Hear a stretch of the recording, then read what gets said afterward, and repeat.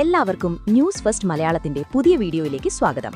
Cricket ലോകത്തെ ഏറ്റവും പുതിയ വാർത്തകൾ ആദ്യമേ അറിയാൻ ഈ ചാനൽ മറക്കാതെ സബ്സ്ക്രൈബ് ചെയ്യുക.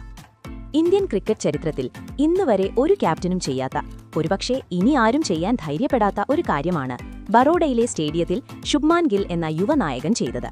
ന്യൂസിലൻഡിനെതിരെ 301 റൺസ് എന്ന ഹിമാലയൻ വിജയലക്ഷ്യം പിന്തുടർന്ന് 4 വിക്കറ്റിന്റെ ആവേശകരമായ ജയം സ്വന്തമാക്കിയ ശേഷം ഗിൽ നടത്തിയ വെളിപ്പെടുത്തൽ കേട്ട് ഗാലറി മാത്രമല്ല, സാക്ഷാൽ ഗൗതം ഗംഭീർ പോലും ഒന്ന് ഞെട്ടിയിട്ടുണ്ടാകും.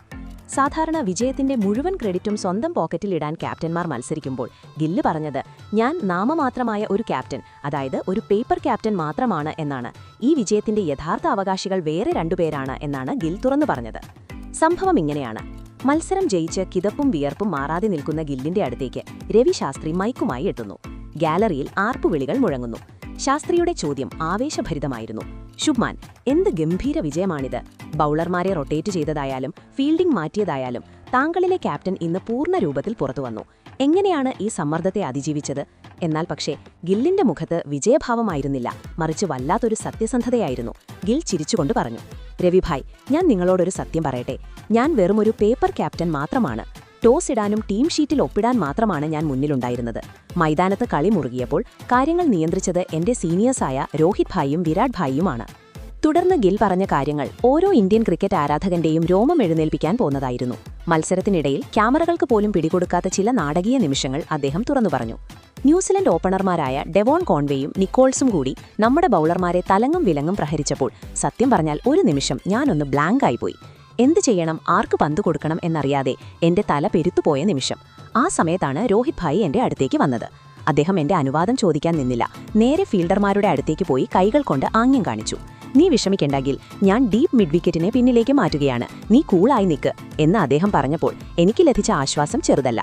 ലോകത്തിലെ ഏറ്റവും മികച്ച ക്യാപ്റ്റൻ എന്റെ കൂടെ നിൽക്കുമ്പോൾ ഞാൻ എന്തിനു ഭയക്കണം? പിന്നീട് വിരാട് കോഹ്ലിയെക്കുറിച്ച് ഗിൽ പറഞ്ഞത് കേട്ട് ആരാധകർ കൈയടിച്ചുപോയി. വിരാട് ഭായിയുടെ എനർജിയാണ് ഈ ടീമിനെ ഉണർത്തിയത്. ഹർഷിത് റാണയും സിരാജും വിക്കറ്റ് കിട്ടാതെ തളർന്നുപോയ നിമിഷങ്ങളിൽ സ്ലിപ്പിൽ നിന്ന് ഓടിയെത്തി അവരുടെ ചെവിയിൽ മന്ത്രമോതുന്നത് വിരാട് ഭായിയാണ്. സിരാജിന് വിക്കറ്റ് കിട്ടാതെ വന്നപ്പോൾ വിരാട് ഭായ് മിഡ് ഓണിൽ നിന്നും ഓടി വന്ന് എന്തോ പറഞ്ഞു. വിശ്വസിക്കണം, തൊട്ടടുത്ത പന്തിൽ സിരാജ് വില്യങ്ങിന്റെ വിക്കറ്റ് തെറിപ്പിച്ചു. ക്യാപ്റ്റന്റെ ആംബാൻഡ് കയ്യിലില്ലെങ്കിലും കളി നിയന്ത്രിച്ചത് അവരായിരുന്നു. അവസാന ഓവറുകളിൽ അപകടകാരിയായ ഡാരിൽ മിച്ചൽ സെഞ്ചുറിയിലേക്ക് കുതിക്കുമ്പോൾ അദ്ദേഹത്തെ പൂട്ടാൻ ഞങ്ങൾ 3 പേരും, ഞാനും രോഹിത്തും വിരാടും തലപുകച്ചാണ് പ്രസീദ് കൃഷ്ണയ്ക്ക് ഫീൽഡ് സെറ്റ് ചെയ്തത്. മിച്ചൽ LBW ആയത് ആ കൂട്ടായ തന്ത്രത്തിന്റെ വിജയമാണ്. ബാറ്റിംഗിലും ഈ സീനിയർ മാജിക് ആവർത്തിച്ചു. 301 റൺസ് ചേസ് ചെയ്യുമ്പോൾ ഡ്രസ്സിംഗ് റൂമിൽ ഇരിക്കുന്നവർക്ക് നെഞ്ചിടിപ്പുണ്ടാകും. പക്ഷേ ക്രീസിൽ വിരാട് കോഹ്ലി ഉള്ളപ്പോൾ നമുക്ക് വല്ലാത്തൊരു സുരക്ഷിതത്വമാണ്. അദ്ദേഹത്തിന്റെ ആ 93 റൺസ് അതൊരു വെറും ഇന്നിംഗ്സ് അല്ല, സമ്മർദ്ദഘട്ടത്തിൽ എങ്ങനെ കളിക്കണമെന്നതിന്റെ പാഠപുസ്തകമാണ്. എപ്പോൾ സിംഗിൾ എടുക്കണം, എപ്പോൾ ഗിയർ മാറ്റണം എന്ന് അദ്ദേഹത്തിന് കൃത്യമായി അറിയാം. ഒപ്പം ശ്രേയസ് അയ്യർ 49 റൺസ് നേടി കൃത്യസമയത്ത് ആക്രമിച്ചു കളിച്ചതും വിജയത്തിൽ നിർണായകമായിരുന്നു. എന്തായാലും ഈഗോ എന്ന വാക്കിന് ഈ ടീമിൽ സ്ഥാനമില്ലെന്ന് ഗിൽ തെളിയിച്ചിരിക്കുകയാണ്. ഗൗതം ഗംഭീർ ഒരുപക്ഷെ സീനിയർ താരങ്ങളെ അമിതമായി ആശ്രയിക്കാത്ത ഒരു ടീമിനെയാകാം ആഗ്രഹിച്ചത്. എന്നാൽ സീനിയർ താരങ്ങളുടെ അനുഭവ സമ്പത്തില്ലാതെ ഇത്തരം വലിയ വിജയങ്ങൾ അസാധ്യമാണെന്ന് ഗില്ലിന്റെ ഈ സത്യസന്ധമായ വെളിപ്പെടുത്തൽ തെളിയിക്കുന്നു. സ്കോർ ബോർഡിൽ വിജയിച്ച ക്യാപ്റ്റന്റെ പേര് ഗിൽ എന്നായിരിക്കാം, പക്ഷേ ചരിത്രം ഇതിനെ രോഹിത് വിരാട് ഗിൽ എന്ന ത്രയത്തിന്റെ വിജയമായിട്ടാകും രേഖപ്പെടുത്തുക. ഇന്ത്യൻ ക്രിക്കറ്റിലെ അഹങ്കാരമില്ലാത്ത ഈ പുതിയ യുഗം കാണുമ്പോൾ ഒന്ന് പറയാതെ വയ്യ, ഭാവി സുരക്ഷിതമാണ്. എന്തായാലും വരും മത്സരങ്ങൾക്കായി നമുക്ക് കാത്തിരിക്കാം. അപ്പോൾ ഇതിനെപ്പറ്റി നിങ്ങളുടെ അഭിപ്രായങ്ങൾ എന്തൊക്കെയാണ്? അഭിപ്രായങ്ങൾ താഴെ കമന്റ് ചെയ്യുക. മാത്രമല്ല, ഇതുപോലത്തെ കൂടുതൽ ക്രിക്കറ്റ് വാർത്തകൾക്കായി ഈ ചാനൽ മറക്കാതെ സബ്സ്ക്രൈബ് ചെയ്യുക.